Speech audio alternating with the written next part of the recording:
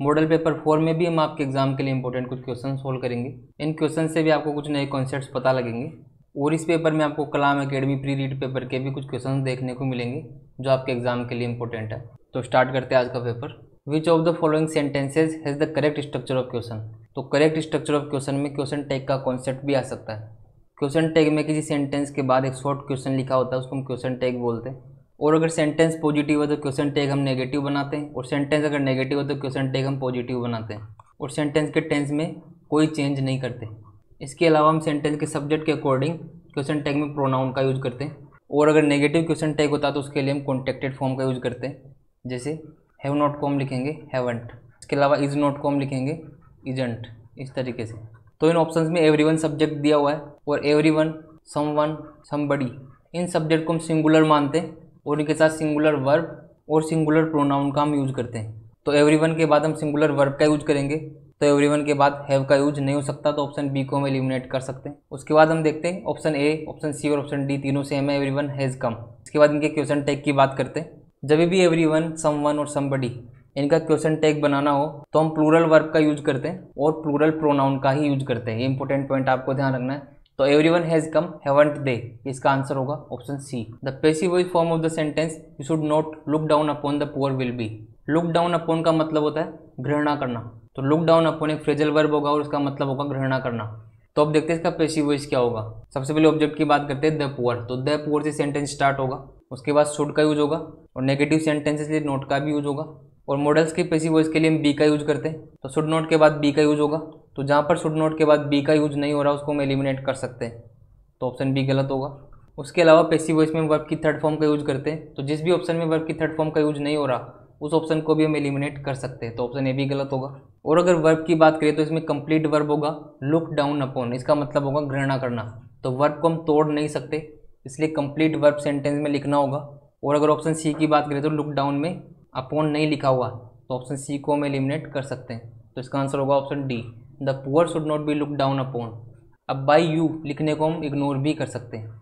Change the sentence into direct speech. दिए गए sentence को डायरेक्ट स्पीच में कन्वर्ट करना है। He said to me where have you been last night.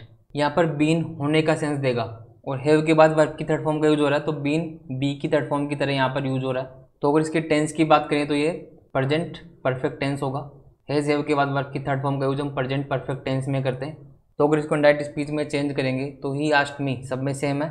उसके बाद अगर रिपोर्टेड स्पीच इंटरोगेटिव सेंटेंस है तो हम दोनों सेंटेंस को कनेक्ट करने के लिए WH वर्ड का ही यूज करते हैं जो रिपोर्टेड स्पीच में दिया गया है। तो वेयर से सेंटेंस कनेक्ट होगा, लेकिन इंटरोगेटिव सेंटेंसेस को डायरेक्ट स्पीच में कन्वर्ट करने के लिए हम उसकी इंटरोगेटिव फॉर्म को हटा देते हैं, मतलब सब्जेक्ट हेल्पिंग वर्ब के पहले आता है। तो ऑप्शन ए और ऑप्शन सी को तो हम एलिमिनेट कर सकते हैं क्योंकि सब्जेक्ट से पहले हेल्पिंग वर्ब का यूज हो रहा है, तो ऑप्शन ए और ऑप्शन सी तो गलत होंगे। उसके बाद अगर बात करें रिपोर्टिंग वर्ब का टेंस पास्ट टेंस है, तो रिपोर्टेड स्पीच के टेंस में चेंज होगा और रिपोर्टेड स्पीच का टेंस है प्रेजेंट परफेक्ट टेंस, तो इसको हम कन्वर्ट करेंगे पास्ट परफेक्ट में। तो हैव का यूज नहीं होगा, हेड का यूज हम करेंगे, तो इसका आंसर होगा ऑप्शन बी। ऑप्शन डी में हैव का यूज हो रहा है जो गलत होगा। उसके अलावा लास्ट नाइट को हम प्रीवियस नाइट में कन्वर्ट करेंगे। तो फोर्थ क्वेश्चन की बात करते हैं। The passive voice form of the sentence we waste much time on trifles will be. तो दिए गए सेंटेंस का पैसिव वॉइस क्या होगा। इसका मतलब होता है हम ज़्यादातर टाइम छोटी मोटी चीज़ों में ही गंवा देते हैं। ट्राइफल्स का मतलब होता है छोटी मोटी बातें या फिर ऐसी चीज़ें जिसका कोई इंपॉर्टेंस नहीं होता। तो पैसिव वॉइस में कन्वर्ट करने के लिए हम सबसे पहले ऑब्जेक्ट का यूज करेंगे, तो मच टाइम यहाँ पर ऑब्जेक्ट होगा, तो मच टाइम से सेंटेंस स्टार्ट होगा। उसके बाद अगर वेस्ट की बात करें तो ये प्रेजेंट इंडेफिनिट टेंस होगा, तो प्रेजेंट इंडेफिनिट टेंस को हम कन्वर्ट करते हैं इज RM प्लस वर्ब की थर्ड फॉर्म में। तो सेंटेंस में मच टाइम के बाद हम इज का यूज करेंगे क्योंकि मच टाइम एक अनकाउंटेबल नाउन है, तो उसको हम सिंगुलर की तरह ही वर्ब का यूज करते हैं। तो much time is wasted by us on trifles, तो ऑप्शन बी इसका करेक्ट आंसर होगा। Which of the following sentences has the correct structure of question. तो चारों सेंटेंस देखते हैं। How many brothers and sister, तो ब्रदर्स एंड सिस्टर के साथ हम हाउ मेनी का यूज करते हैं क्योंकि मेनी का यूज काउंटेबल नाउन के साथ होता है और मच का यूज अनकाउंटेबल नाउन के साथ होता है। तो ब्रदर्स एंड सिस्टर को तो हम काउंट कर सकते हैं, तो मेनी यहाँ पर सही होगा। तो जहाँ पर भी मच आ रहा हो तो हम एलिमिनेट कर सकते हैं क्योंकि मच का यूज तो अनकाउंटेबल नाउन के साथ होता है, तो ऑप्शन सी गलत होगा। उसके अलावा अगर ऑप्शन बी की बात करें how many do brothers and sister, तो ये गलत होगा। हम पूछना चाह रहे हैं कि कितने भाई बहन, तो हाउ मेनी यहाँ पर इसे इंट्रोगेटिव एडजेक्टिव काम करेगा, तो इसके बाद हम नाउन का यूज करेंगे। तो brothers and sister helping verb के पहले आएगा, तो ऑप्शन बी भी एलिमिनेट होगा। और अगर ऑप्शन ए की बात करें how many brothers and sister do you has, तो हैज़ गलत होगा, यहाँ पर हैव सही होगा। क्योंकि प्रेजेंट इंडेफिनिट टेंस में हम वर्ब की फर्स्ट फॉर्म का यूज करते हैं और हैव यहाँ पर वर्ब की फर्स्ट फॉर्म होगा और ये पोजीशन को शो करेगा। पोजीशन मतलब अधिकार या फिर रखना। तो इसका आंसर होगा how many brothers and sister do you have, option D, कि तुम्हारे कितने भाई बहन हैं। Pick out the word in which sh sound is present. तो इनमें से किस ऑप्शन में ये वाला साउंड निकल रहा है? तो ये श साउंड का सिंबल होता है। फर्स्ट ऑप्शन की बात करें तो इसमें साउंड निकलता है चर्च, सेकंड में निकलता है स्कूल, तीसरे का निकलता है विश और इसका निकलता है विजन। तो अगर हम फोनेटिक ट्रांसक्रिप्शन नहीं भी करें और सिंपल इनको बोल के देखें तो पता लग रहा है कि ऑप्शन सी यहाँ पर सही होगा, विश, क्योंकि यहाँ पर इस स का साउंड आ रहा है। अगर आप फोनेटिक सिंबल्स के बारे में कंप्लीट इन्फॉर्मेशन चाहते हैं तो आपको डिस्क्रिप्शन बॉक्स में फोनेटिक सिंबल्स के वीडियो का लिंक मिल जाएगा, आप वहाँ से वो वीडियो देख सकते हैं। अब नेक्स्ट क्वेश्चन देखते हैं। The correct transcription of the word जज इज, इसको हम बोलते हैं जज। तो हमने फोनेटिक सिंबल्स की वीडियो में देखा था कि सिंपल जय के साउंड को हम D3 से रिप्रेजेंट करते हैं। हमने 3 तरीके के जय की बात करी थी, आप फोनेटिक सिंबल्स की वीडियो में कंप्लीट देख सकते हैं। तो जो सिंपल जय होता है उसको हम D3 से लिखते हैं, तो जहाँ भी D3 नहीं आ रहा तो हम एलिमिनेट कर सकते हैं। उसके अलावा जज के साउंड की अगर बात करें तो इसमें एक रैपिड ए का साउंड निकल रहा है और रैपिड ए के लिए हम इस सिंबल का यूज करते हैं। तो इसका करेक्ट फोनेटिक ट्रांसक्रिप्शन होगा ऑप्शन बी, जज। अब एड क्वेश्चन देखते हैं। The alphabetic method, the phonic method, the word method and the sentence method are associated with. ये दिए गए चारों मेथड किससे संबंधित है? तो इन सभी मेथड्स की अगर बात करें तो ये रीडिंग से रिलेटेड होंगे। रीडिंग एक एबिलिटी होती है जिसमें किसी लैंग्वेज के रिटन सिंबल्स को हम पढ़ना सीखते हैं। तो अल्फ़ाबेटिक मेथड में हम किसी लेटर को पढ़ते हैं, फोनिक मेथड में उसके साउंड की हम बात करते हैं और वर्ड मेथड में हम किसी पूरे कंप्लीट वर्ड को पढ़ना सीखते हैं और सेंटेंस में सेंटेंस की बात होती है। तो हम 9th क्वेश्चन देखते हैं। Intensive reading stands for. Intensive reading का क्या मतलब होता है? तो रीडिंग की अगर बात करें तो रीडिंग के 4 टाइप्स होते हैं, extensive reading, intensive reading, scanning और स्कीमिंग।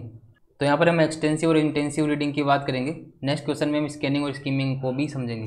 तो एक्सटेंसिव रीडिंग की अगर बात करें तो जनरल रीडिंग को हम एक्सटेंसिव रीडिंग बोलते हैं। किसी भी टेक्स्ट को सिंपल इन्फॉर्मेशन के लिए या फिर प्लेजर के लिए पढ़ना, उसको हम बोलेंगे एक्सटेंसिव रीडिंग। जैसे कोई स्टोरी हम पढ़ते हैं या किसी नॉवेल को पढ़ते हैं तो हम एक्सटेंसिव रीडिंग उसकी करते हैं। और इंटेंसिव रीडिंग की अगर बात करें तो इंटेंसिव रीडिंग में फुल कंसंट्रेशन के साथ और फुल फोकस के साथ किसी चीज़ को पढ़ते हैं और उस टेक्स्ट की छोटी से छोटी चीज़ पर भी हम ध्यान देते हैं। तो इंटेंसिव रीडिंग में हम कंप्लीट स्टडी करते हैं, डिटेल से किसी चीज़ को पढ़ते हैं और उसकी छोटी से छोटी चीज़ पर फोकस करते हैं। ये हम किसी स्पेसिफिक पर्पज़ के लिए करते हैं। जैसे टेक्स्ट बुक के लिए हम इंटेंसिव रीडिंग करते हैं, उसमें हम कंप्लीट इन्फॉर्मेशन की बात करते हैं और छोटी से छोटी डिटेल पर फोकस करते हैं। तो इस क्वेश्चन का आंसर होगा reading the text in parts for details. किसी टेक्स्ट को पार्ट्स में पढ़ना फुल डिटेल के लिए। तो फुल डिटेल की बात कर रहे हैं तो इंटेंसिव रीडिंग होगा, तो ऑप्शन सी करेक्ट होगा। अब नेक्स्ट क्वेश्चन देखते हैं। Looking through a Google search list is an example of. किसी गूगल सर्च लिस्ट को पढ़ना किस तरीके की रीडिंग का एग्जाम्पल होता है? इसका आंसर इंटेंसिव रीडिंग तो नहीं होगा, क्योंकि प्रीवियस क्वेश्चन में हमने बात की थी कि इंटेंसिव रीडिंग में तो हम डीप स्टडी करते हैं। तो अगर स्कैनिंग की बात करें तो किसी कंप्लीट टेक्स्ट में से हमारे मतलब के इन्फॉर्मेशन को निकाल लेना या फिर सिर्फ उसी को पढ़ना, उसको हम बोलेंगे स्कैनिंग। जैसे अगर किसी न्यूज़पेपर में से हमें सिर्फ इंडिया पाकिस्तान की न्यूज़ के बारे में पढ़ना है तो हम जल्दी से कंप्लीट न्यूज़पेपर को देखेंगे और इंडिया पाकिस्तान की न्यूज़ पर पहुंच जाएंगे। तो रीडिंग की इस टेक्निक को हम बोलते हैं स्कैनिंग। और स्कीमिंग की अगर बात करें तो स्कीमिंग में हम जनरल ओवरव्यू लेते हैं किसी टॉपिक का या किसी टेक्स्ट का। तो स्कीमिंग में डीप स्टडी नहीं करते, सिर्फ जनरल ओवरव्यू लेते हैं या फिर जनरल आइडिया लेते हैं।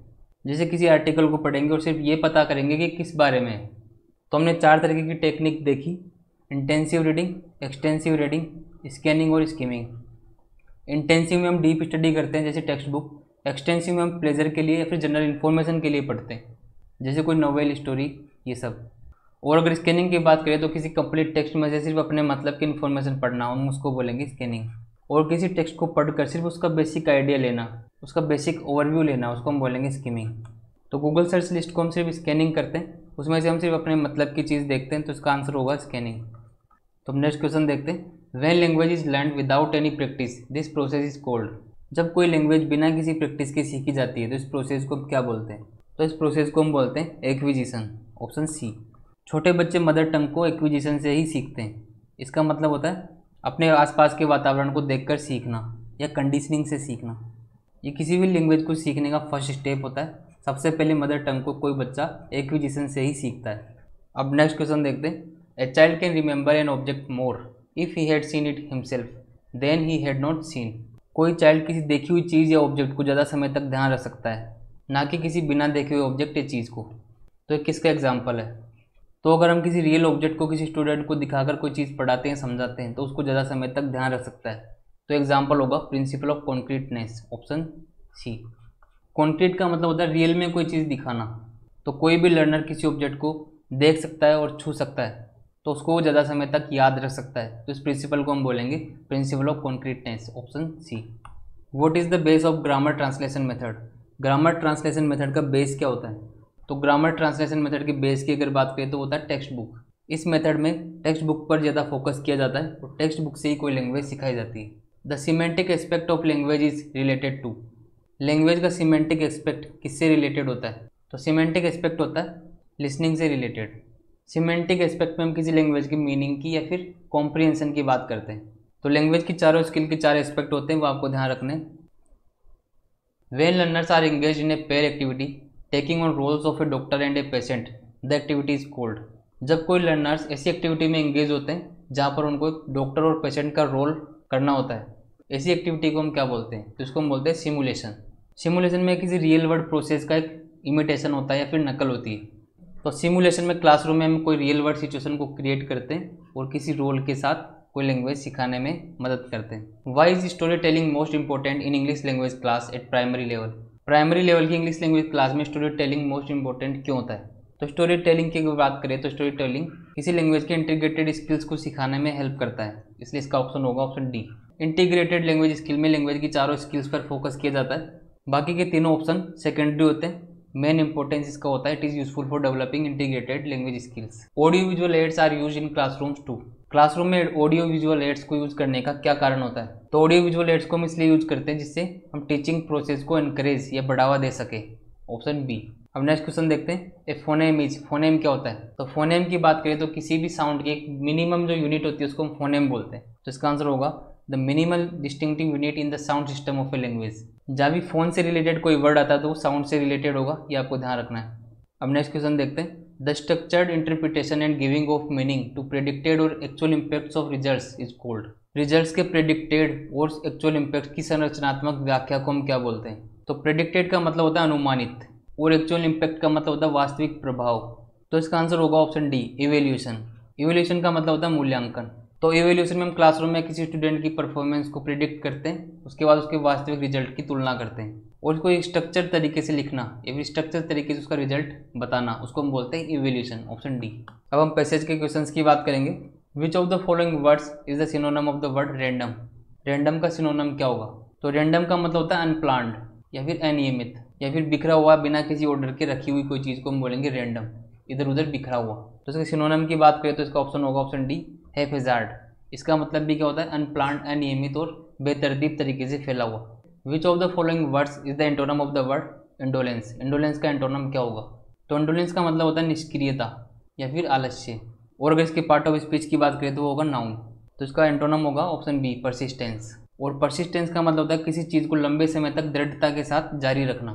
एनर्जेटिक का मतलब होता है ऊर्जावान और एनर्जेटिक का पार्ट ऑफ स्पीच होगा एडजेक्टिव। अगर यहाँ पर इंडोलेंट का एंटोनम पूछा होता तो उसका आंसर एनर्जेटिक हो सकता था, लेकिन इंडोलेंस और एनर्जेटिक का पार्ट ऑफ स्पीच अलग होगा, तो इसका सिनोनिम वही होगा जो नाउन होगा। तो परसिस्टेंस भी एक नाउन है और इंडोलेंस भी एक नाउन है। Which is the correctly spelled word? तो इनमें से सही स्पेलिंग कौन सी है ये बताना है।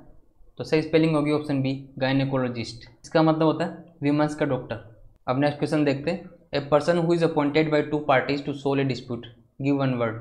ऐसा कोई पर्सन जो किसी दो पार्टीज के द्वारा कोई डिस्प्यूट या फिर किसी विवाद को सोल्व करने के लिए अपॉइंट किया जाता है, उसको हम क्या बोलते हैं? इसका वन वर्ड बताना है, तो उसको हम बोलते हैं आर्बिट्रेटर। आर्बिट्रेटर का मतलब होता है मध्यस्थ। एसेटिक का मतलब होता है सन्यासी। ऐसा व्यक्ति जिसका संसार से मोह भंग हो गया उसको हम बोलेंगे एसेटिक। और किसी बीमारी के बाद में कोई स्वास्थ्य लाभ करने वाले को, रेस्ट करने वाले को हम बोलते हैं कन्वेलेसेंट। और जो व्यक्ति सेम एफिशिएंसी के साथ दोनों हाथों को यूज कर सकता है उसको हम बोलेंगे एम्बिडेक्स्ट्रस। अब नेक्स्ट क्वेश्चन देखते हैं, a persistent man keeps his head cool and achieves his goal steadily, identify the underlined word. तो अंडरलाइंड वर्ड का पार्ट्स ऑफ स्पीच बताना। तो स्टेडीली की बात करें तो इसका मतलब होता है शांति से या फिर आराम से, इन अ कंट्रोल्ड वे। तो एक दृढ़ता के साथ लगातार काम करने वाला व्यक्ति अपने दिमाग को ठंडा रखता है और अपने लक्ष्य को आराम से प्राप्त कर लेता है। तो प्राप्त करता है, लेकिन कैसे करता है? आराम से या फिर शांति से। यहाँ पर स्टेडीली किसी भी नाउन की विशेषता नहीं बता रहा, ये अचीव वर्ब की विशेषता बता रहा है और वर्ब को क्वालिफाई करने का काम एडवर्ब्स करते हैं, तो इसका पार्ट्स ऑफ स्पीच होगा एडवर्ब। और ज़्यादातर टाइम में एलवाई एडवर्ब का ही सफिक्स होता है, लेकिन हमेशा ये बात सही नहीं होती। अब नेक्स्ट क्वेश्चन देखते हैं, they played a friendly match yesterday, identify the underlined word. तो फ्रेंडली का पार्ट ऑफ स्पीच बताना है। अब LY देखकर कंफ्यूज नहीं होना, इसका पार्ट ऑफ स्पीच एडवर्ब नहीं होगा, क्योंकि फ्रेंडली यहाँ पर मैच की विशेषता बता रहा है, मैच को क्वालिफाई कर रहा है। उन्होंने मैच खेला, लेकिन कैसा मैच? Friendly match. तो फ्रेंडली का मतलब होगा मित्रतापूर्ण, और इसका पार्ट ऑफ स्पीच होगा एडजेक्टिव, क्योंकि नाउन को क्वालिफाई कर रहा है, इसलिए इसका पार्ट ऑफ स्पीच होगा एडजेक्टिव। तो LY सफिक्स हर बार एडवर्ब में नहीं आता, कभी कभी एडजेक्टिव में भी LY सफिक्स आ जाता है, जैसे फ्रेंडली, कावर्डली, माइजरली।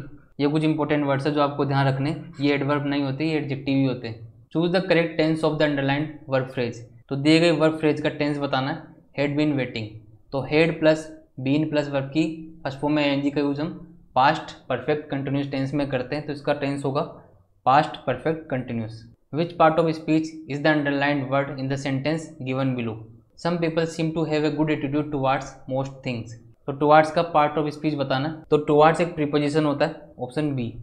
टुवार्ड्स एक रिलेशन एस्टैब्लिश कर रहा है, गुड एटीट्यूड, लेकिन किसकी तरफ? मोस्ट थिंग्स की तरफ। कुछ लोगों का एक अच्छा एटीट्यूड होता है ज़्यादातर चीज़ों की तरफ। टुवार्ड्स का मतलब होता है की तरफ, और उसका पार्ट ऑफ स्पीच होता है प्रीपोजिशन।